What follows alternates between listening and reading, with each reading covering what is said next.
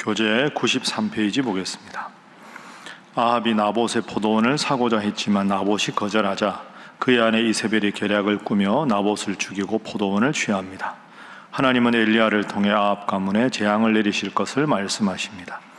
곧이어 이스라엘 왕 아합과 유다 왕 여호사밧이 연합하여 아람과의 전쟁을 계획합니다.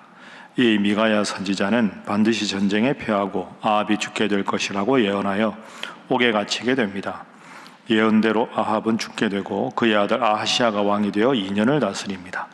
유다 왕 여호사밧은 하나님 앞에서 정직히 행하고 남색하는 자들을 쫓아내었습니다. 오늘까지 해서 이제 열왕기 상이 마무리가 됩니다. 21장은 우리가 방금 읽은 대로 북이스라엘에서 가장 사악하고 악독한 왕 중에 한 명인 아합 왕 이야기가 계속 나옵니다. 21장에 보면 1절에 이스라엘 사람 나봇이라는 사람이 나옵니다.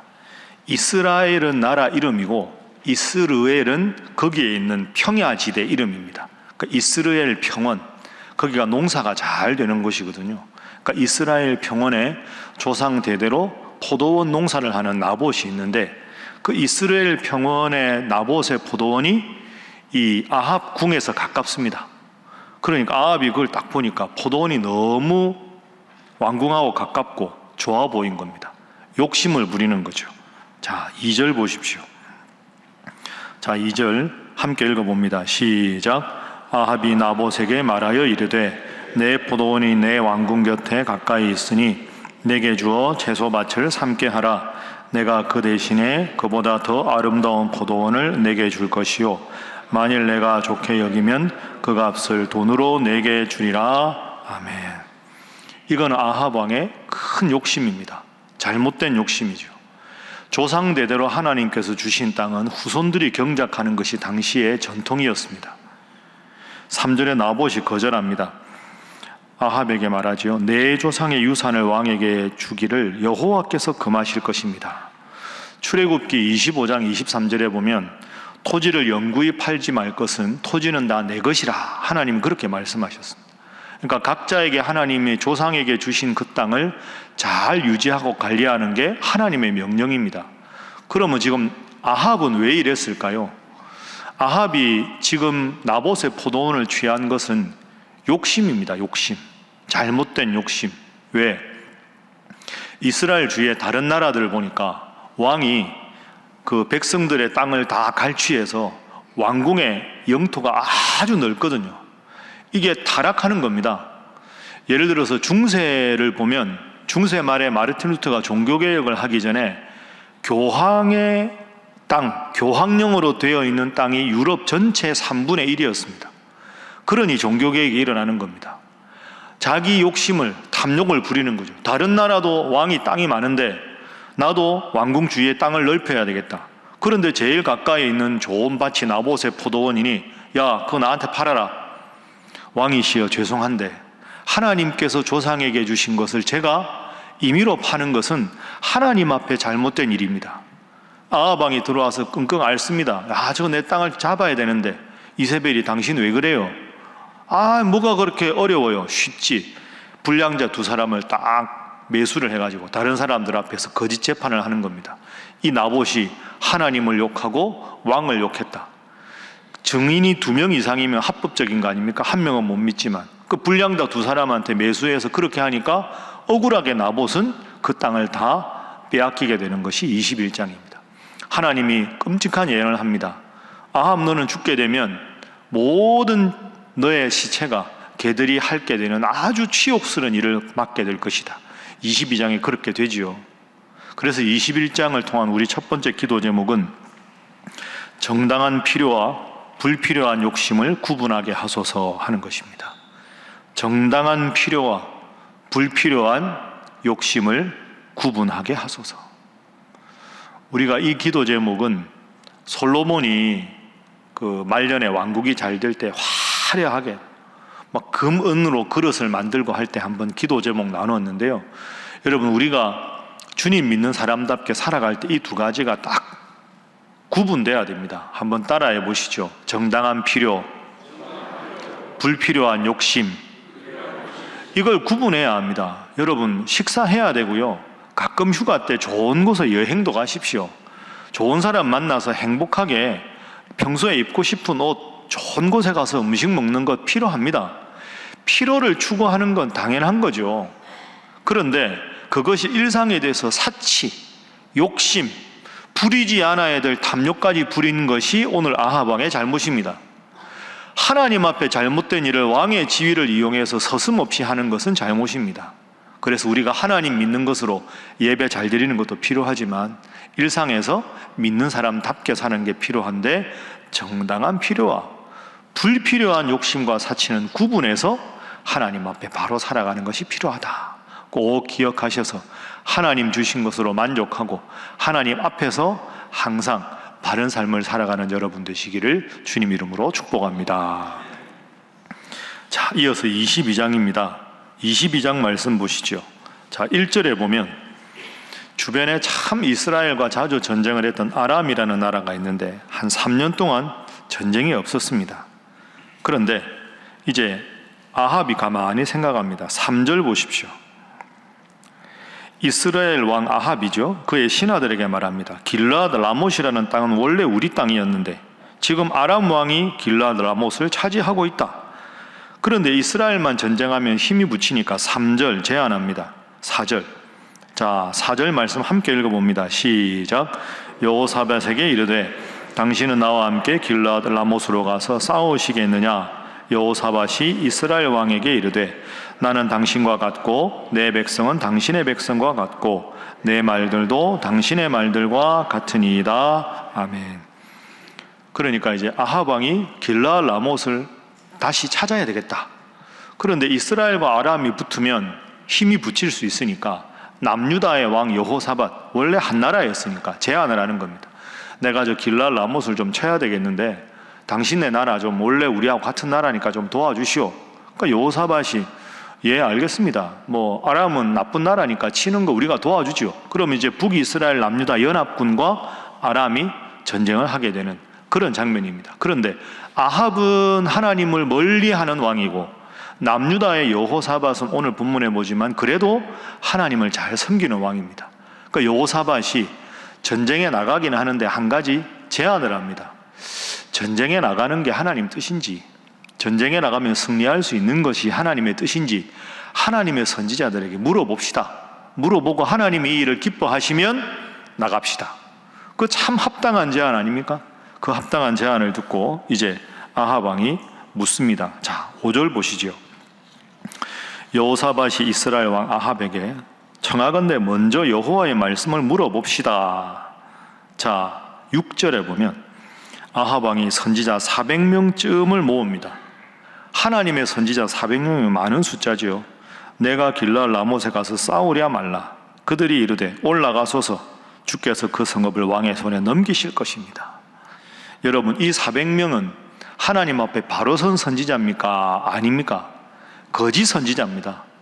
그런데 이 숫자가 400명이라는 것이 중요합니다. 그러니까 아합 왕이 기세가 등등했겠죠. 아합 왕이 워낙 바알과 아세라를 섬기니까 제대로 된 하나님의 선지자가 없었던 겁니다. 자, 그런데 7절에 보십시오. 여호사밧이 하나님 믿는 왕이라 그랬죠. 이 외에 물을 만한 여호와의 선지자가 없습니까? 더 없습니까? 8절 아합 왕이 말합니다.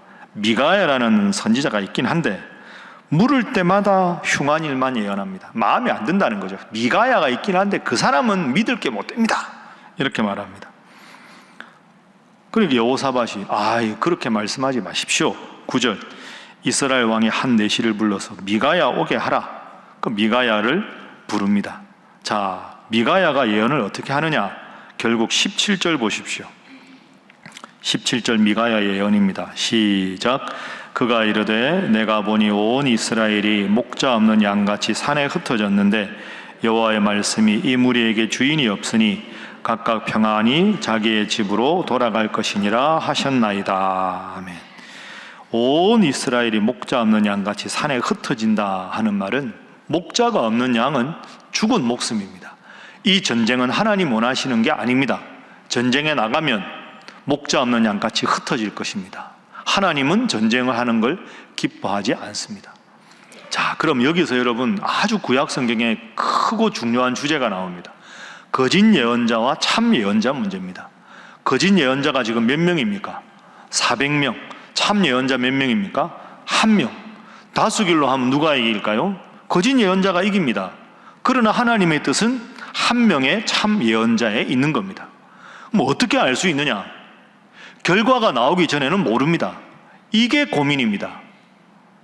왕이 듣기에 좋은 말을 하는데 이게 하나님 뜻인지 아닌지는 그게 결과로 드러나기 전까지는 완벽하게 알 수가 없습니다. 진리는 다수결이 아닙니다. 정의는 다수결이 무조건 정인 것은 아니지요. 오늘 본문 보십시오. 거짓 선지자의 대표가 한 명 나오는데요, 시드기야라는 사람이거든요. 11절 보십시오. 시드기야가 왕에게 아부를 합니다.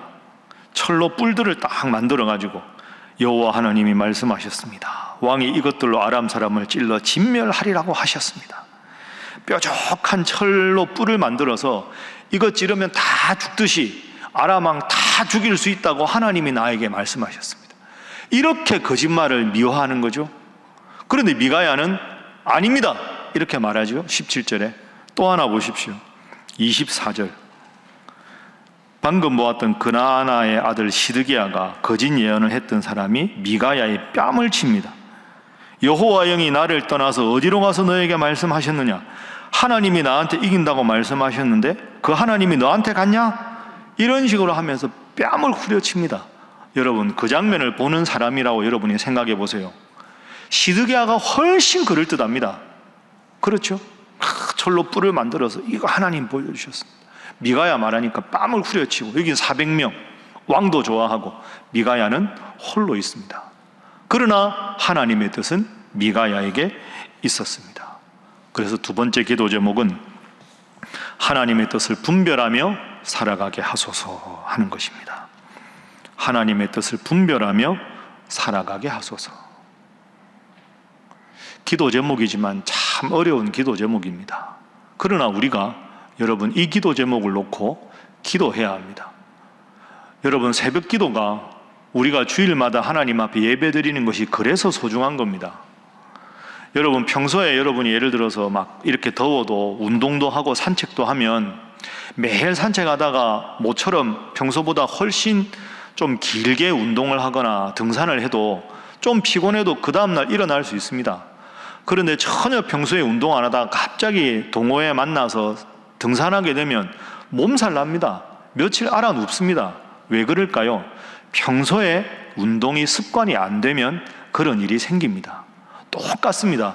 새벽 기도 오늘 오고 일주일, 1년, 2년 하는 게 아무것도 아닌 것 같지만 이렇게 기도하는 습관, 말씀 중심으로 살아가는 습관이 되면 우리가 기도했을 때 하나님의 뜻을 더 잘 분별할 수 있는 영적인 능력이 점점 나도 모르게 생기는 거죠. 그전에는 이 정도 문제 앞에서는 기도도 안 하고 원망할 때인데 늘 기도하다 보니 이제는 문제 앞에 나도 모르게 무릎을 꿇고 나도 모르게 하나님의 뜻을 구하는 사람으로 영적인 기초 체력이 튼튼해지는 겁니다.